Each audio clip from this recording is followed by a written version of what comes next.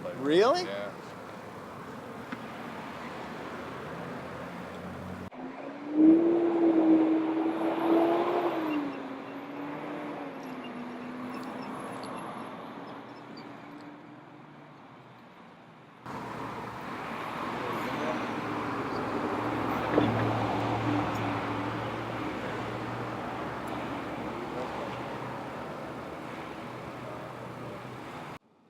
My name is Dr. Mark Herman. I'm a candidate for the Oyster Bay Supervisor.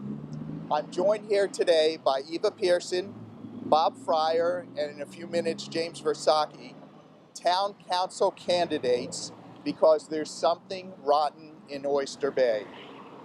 We're here in front of H.R Singleton's, the flagship restaurant of federally indicted restaurateur Harendra Singh, because not only is he at the center of the town's corruption scandal revolving around alleged bribes in the town of Oyster Bay, but it's a sad and sober reminder of how the political corruption wastes taxpayers' dollars and affects real people.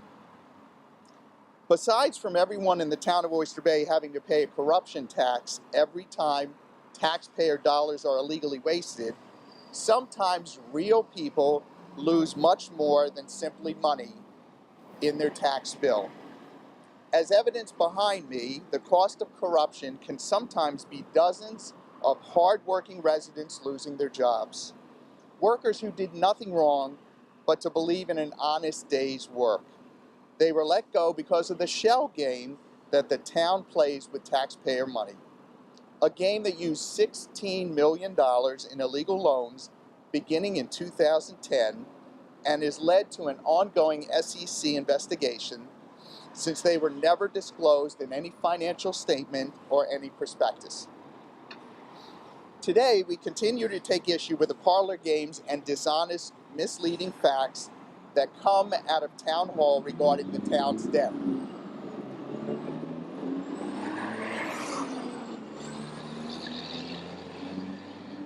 $65 million in new loans and new debts that the town doesn't want the taxpayers to know about. It includes $29 million in new bonds, $20 million in bands or bond anticipation notes that will be converted eventually to bonds, and $15 million in RANs or revenue anticipation notes. And because of this, our debt service, or the amount of new money the taxpayers will be responsible for, is going up next year. And it's going up big by at least $8 million more. But you wouldn't think that if you went on the town's website, social media pages, or read the news. You'll see the same lie being fabricated over and over again, which is that the town has reduced the debt by $70 million. The largest decrease in debt history. In actuality, the decrease is $5 million. Now that is intentionally misleading, if not an outright lie, and should be enough to trigger more SEC investigations on top of the ones that are still pending. Which is why we're calling on the SEC to widen their investigation into the town and town officials who are frankly lying about what the town owes and what it does not owe. We call on the town to start acting honestly and tell taxpayers the truth, because at the end of the day, the people that get hurt are the taxpayers, just like the ones that lost their jobs at Singleton's and all the other restaurants that Mr. Singh owned. If the town wants to be honest, appointed Supervisor Saladino can start by holding a news conference telling the hard-working taxpayers in the town of Oyster Bay the truth for once. He can, for example, tell how the town's debt is now larger than the debt in the town of North Hempstead or the town of Hempstead combined. And Hempstead, for the record, is America's largest town, more than double the size of Oyster Bay. Or if appointed Supervisor Saladino doesn't want to talk about that, he can hold a presser on how taxpayers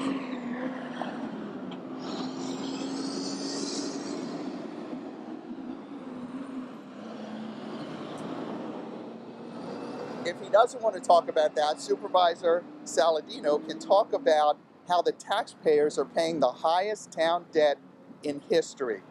A full third, 33% of the budget is dedicated to just paying off the interest on the debt. That's the highest of any municipality on Long Island and is almost unheard of in any other town in this country. It's the same financial formula of a banana republic, not a town that you'd expect on Long Island, which is exactly why the credit rating agency Standard & Poor's downgraded the town's credit rating to junk bond status. It's a problem that the rating agency places squarely on town hall and the ineffectual, corrupt government that's serving us today. So today, we're both sounding an alarm and sending a warning signal to taxpayers. That alarm sounds of dishonesty and corruption, while the warning is that more debt will inevitably lead to higher taxes at the hands of those who are presently in office.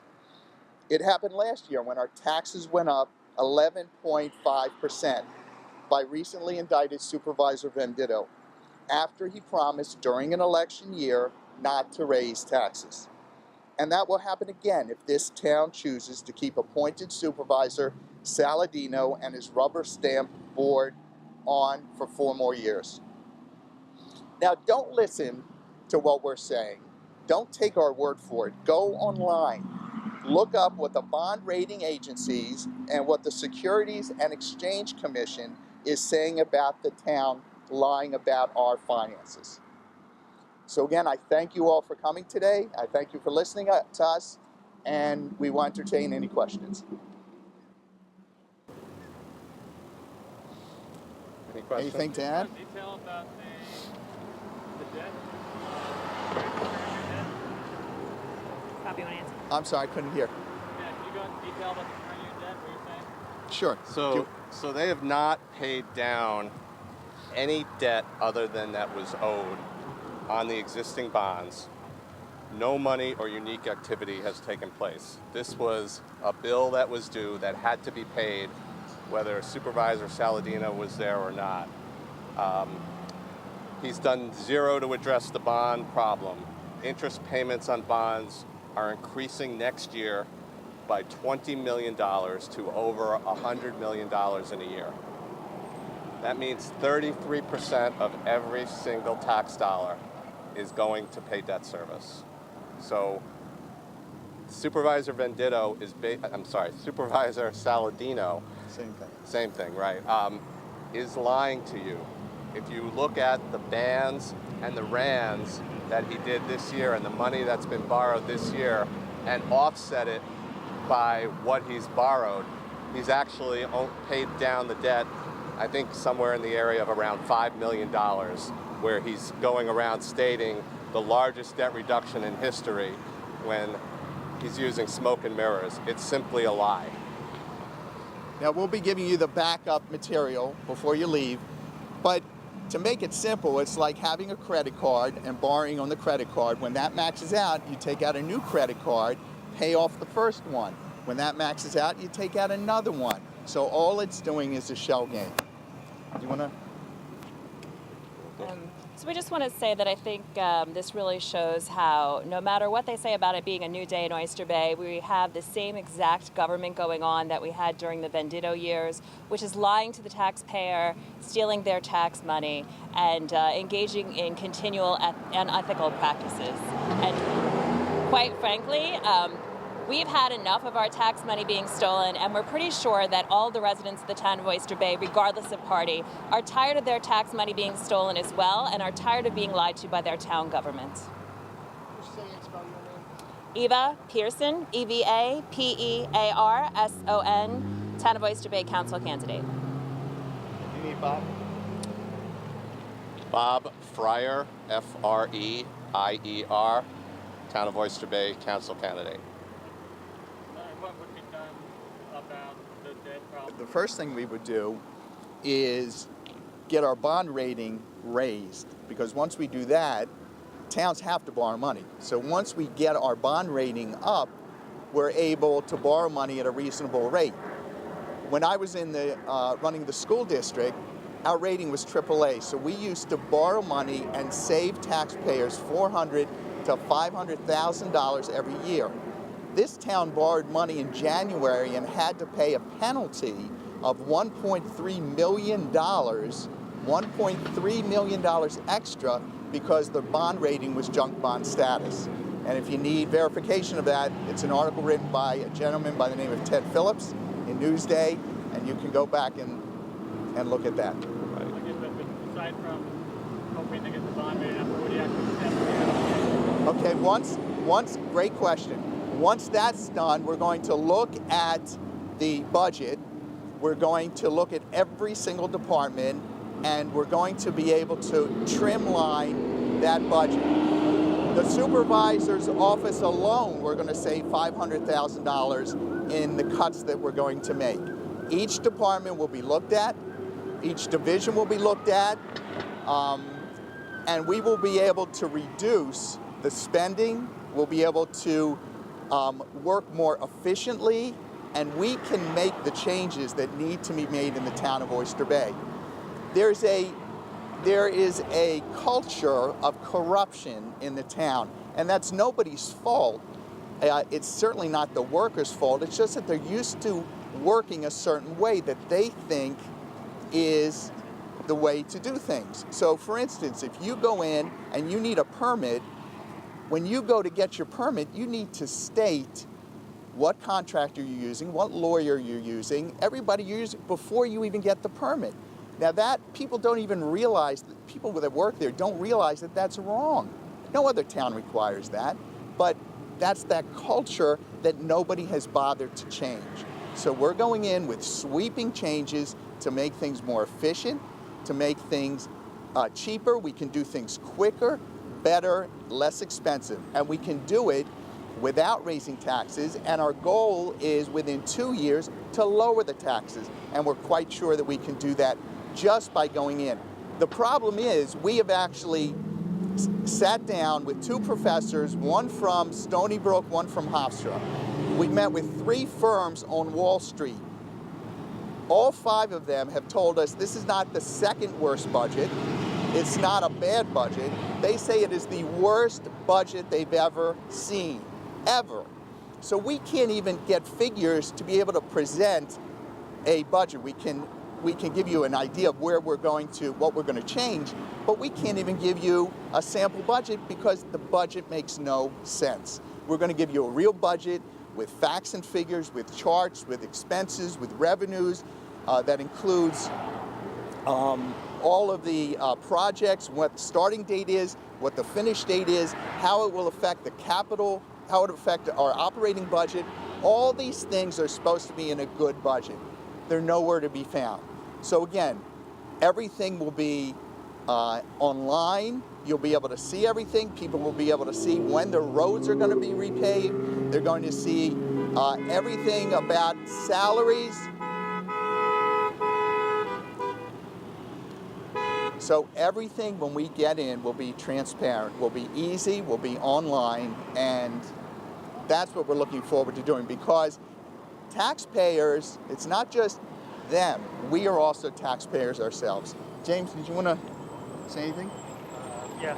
So listen, my name is James Versacchi. I'm running for town council this year. One of the things that's the most disturbing about this process that's going on is that the misrepresentations continue while there's ongoing federal investigations. In June of this year, the Securities and Exchange Commission told the town outright, we are continuing to investigate you for purposes of misrepresentation on your bonding. And what has happened today, to this date, is that because of political season, the town supervisor and the cabal that is supporting him continue to misrepresent, even on these fundamental documents, that there's a problem. They won't admit that there's a problem. They continue to say that they're changing debt, that they're reducing debt. All they're doing is paying principal that's out there. They've not taken one affirmative step to make any change. And to say otherwise, while there's ongoing federal investigations, is just possibly additionally criminal conduct that jeopardizes the residents of this town. And that's why we're calling for this change, and we're letting the people know the truth, because that's what we will do when we're elected. Thank you, Dr. Herman. Yeah, just to add what I said earlier, the town's in 2017 so far, which is since the supervisor became the appointed supervisor, 65 million in new borrowing has occurred, a combination of bonds, bands, and rands. He's claiming he paid down 70 million of the debt, but he doesn't talk about the new debt he's incurred. So in reality, if you look at it that way, he's paid down $5 million worth of the town debt. Simple as that. That's why we were calling this press conference the big lie, because that's what he does. Are there any questions you're here to ask today? Anything else? Actually, once again, I didn't quite understand how you plan to get the bond rating back up. You want to jump on that? Sure. Back up, but how are we going to do that? Well, look. What do you do any differently than what the current supervisor is doing? Well, you have to address the fundamental structural deficits that exist in the town, Ted. So one of the things you have to do is you have to actually audit what's going on in the town with an outside independent auditor. All right, you can't use your friends. You can't hire the deputy supervisor's next door neighbor and say, let's look at the numbers. You got to get an independent auditor in to go department by department. You take that data and you sit down with the bonding rating companies to be able to show them we have a plan, which is, first of all, we're going to be honest with you. Second of all, we're not going to increase taxes. What we're going to do is streamline government. And then once you start bumping up your bond rating, you do not have to borrow these short-term interest-only notes. We're living on credit card debt. The town can't operate that way. And to do that during political season is horrible for the residents of this town. So what you have to do is go to the rating agencies and say, we're going to stop borrowing on a credit card rate. We're going to come into you to improve the rate. That allows us to borrow at reasonable rates. There's nothing wrong with having debt in a town. That's how municipalities work. We just need to continue to reduce the bad debt down so we have good debt around 5% of capital expenditures instead of the unsustainable 33%. So that's the initial first steps. And then as Dr. Herman said, the next steps are making sure that you streamline government, all right? There's things called technology. There's things called the internet. You know, you don't need departments of people mailing out FOIL requests when they could be online. Budgets should be online. All of these things save time and efficiencies, all right? When you have a system that actually reports and tracks how potholes are repaired and get your people to work even more efficiently instead of worrying about hiring friends, that's how you show the rating agencies. And that's going to make a difference from day one.